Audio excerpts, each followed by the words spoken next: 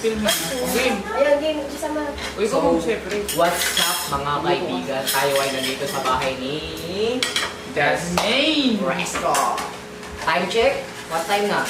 6:50. 6:50 ng umaga mga kaibigan na tayo patuloy na kumain. Nakain ng pansit. Kanton! Yahoo! 6:50 na po ng gabi at kami ay nananatili sa bahay ni Jasmine Resto. Tayo ay mag-uusap about sa Asong tumatahol. Yes na yes. tama. Kaso ngunit, subali, Ano? hindi naman natin unahin yan. Unahin natin ang usapan ng tungkol sa environment. Tama ba? Tama. Tama. Kayambag ba kayo? Saan? Saan? Sa environment? Tingin mo mabuhay itong Sa pansit. Hoy! Yo! Meron.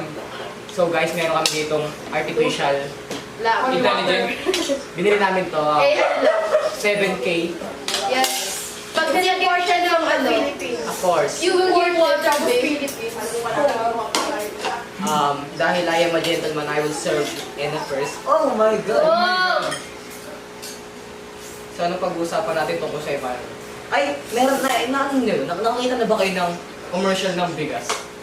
Di ba? Hindi pa. Commercial ng bigas? Oo. Wala pa. Di ba parang sobrang essential ng bigas, tapos walang ano? Oo, di ba? Yun pa yung hindi pinopromote? Oo.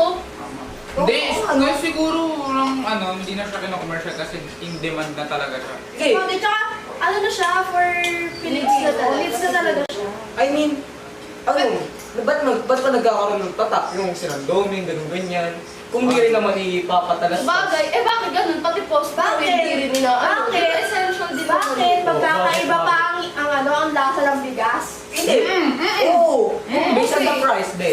Truth. Like, yung meron yung tinatawag na black rice eh.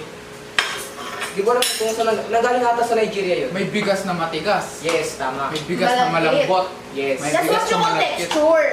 Hindi. Sila yung lasa. Andun din yung lasa. Oo. Di ba meron Hindi nga ba? tayong hinihiwalay na NFA eh? Oo. Sige.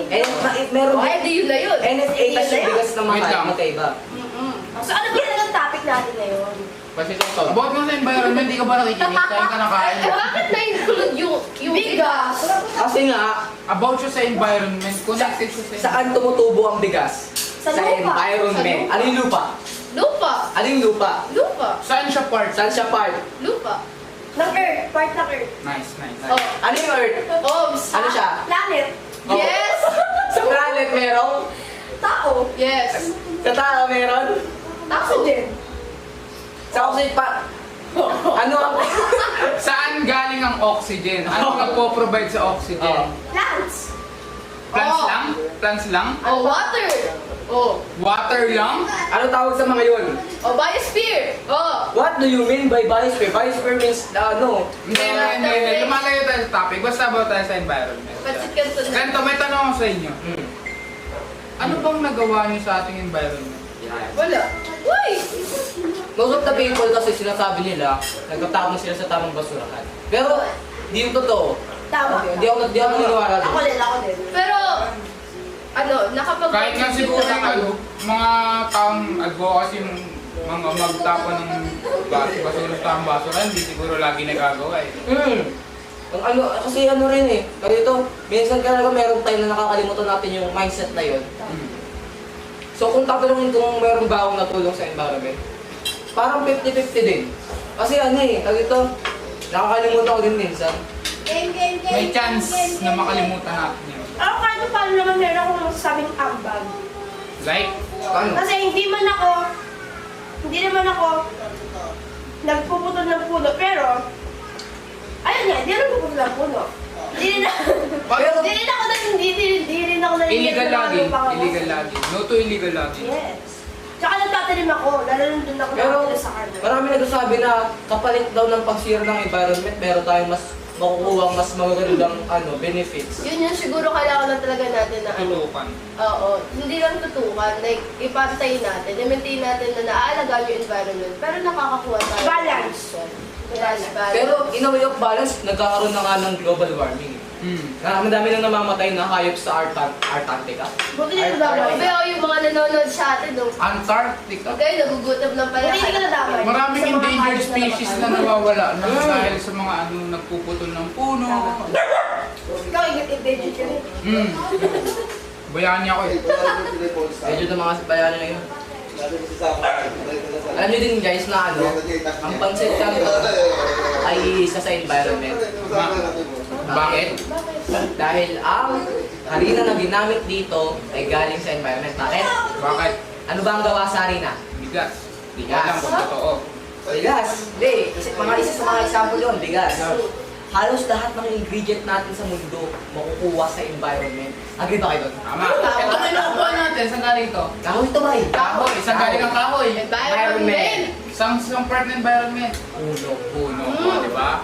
Ganito naman, paano nyo napapakita yung pagmamahal niyo sa ating environment? Siyempre, pagiging advocate, kagaya ng ginagawa natin siguro. Tama. Tsaka yung sinasabi nyo, yung mga, siguro yung pagka-campaign about sa illegal logging. Oo. Kasi minsan yung pag yung mga tao makikinig sa atin, malalaman din nila, ma-open din yung mind nila eh. Na, totoo ba?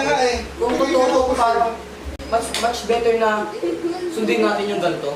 Pero may mga ano rin eh, may mga gawain din na pinapagawa ang ating munisipyo, barangay, at kung ano-ano pa na yung tinatawag natin clean up drive, kung saan nilinisin natin ang ating mga Oy, kapatid. tanong lang, nakapag-volunteer na kayo sa mga clean-up therapy Oo. pinapatupad? Ay, Actually, hindi oo. pa. Ako Sa hindi mga pa.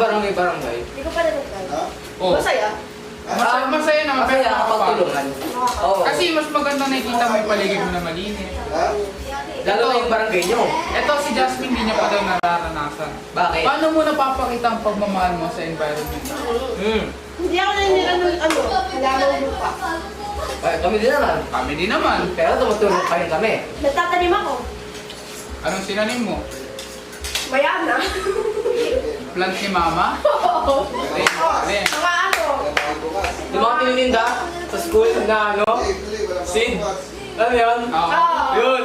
Training ko yun. Ayun, nagtatanim din ako nun. Tsaka nagdidilig ako. Nagdidilig ako ng mga halaman. Pero ano, tanong lang, paano nyo nasasabing nakakapag-contribute kayo sa pag-aalaga sa kalikasan? Kapag may natutulong ka. Kahit simpleng bagay, kahit simpleng bagay lang, ano mo yun, kahit sa konting pagwawalis lang kahit sa bakuran nyo, Oo, o kaya kasi- doon sa labas ng bahay. Meron din sinasabi na kahit 1% lang yung naambag mo, may tulong ka May pa rin. tulong ka pa. Malaki pa rin yung 1% na yun. Para sa botohan ba, yung isang boto mo, malaking tulong na yun. Kaya nga may tinatawag ngayon na ano, di ba, katulad sa Gcash. Pag ano, meron siyang... Biometrics. Hindi, parang G... Code. Ay, meron yung ano, G-Life? yung sa, Ah! parang siya Ay, Gcash, pero kapag oo. nag-ano ka, parang may May- Meron may mga mga nakukuha sa donations. puno, di ba? Oo. Ay, nagganon din si Mr. Beast eh, yung YouTuber. Bawat ano mo ng $1, magtatanim ng isang puno.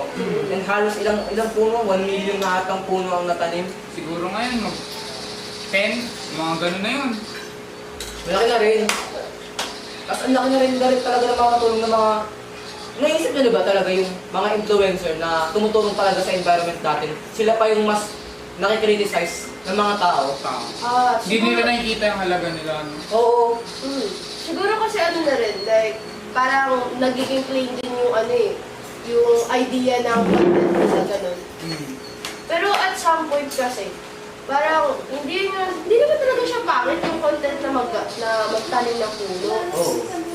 Siguro ang nagiging pangit dun is yung kakulangan ng ano, ng idea ng mga tao nakakapanood. Oo, yung mindset nila. Oo. Na parang, ay, puno lang yan. Tutubo din yan. Kasi, di ba, natural daw na tumubo talaga yung mga puno. Kahit, minsan yung isipin, kahit magbato ka ng buto ng Buto ng halaman, tutubo yan. tutubo yan. Oo. Tapos marami din kasing taong ayaw nila makakita ng mga paano ba sabihin ko, umaangat ng mga tao, tumutulong sa iba. Yun. Kahit na wala silang mga- Nangihila sila pa. Oo. Ang hilig-hilig ng Kahit mga na tao. tama naman yung ginagawa nila. Kaya mahirap din talaga maging tao. Minsan. Minsan. May pros and cons din. Kaya minsan iniisip ko lang talaga kung meron pa talaga tayong natulong sa environment. Siguro yung ano. Parang advancement. Say hi to our... O kaya yung ano, Hi! Hi! yung ano lang, yung ano din siguro, yung nagamit natin ng ano, na maayos, yung tipong napa-enhance din natin yung environment. The way na napa-enhance din natin yung ano sa atin. Advancement ba? Ganun. Oo. Like, the way na nag-advance din tayo sa in our like, technology or like future, nagkaroon din na may onting advancement sa environment. meron pa rin nagkakaroon ng improvement instead of pababa ng pababa. Improvement pa ba? Hindi, I mean improvement na hindi ka bumababa. Yes.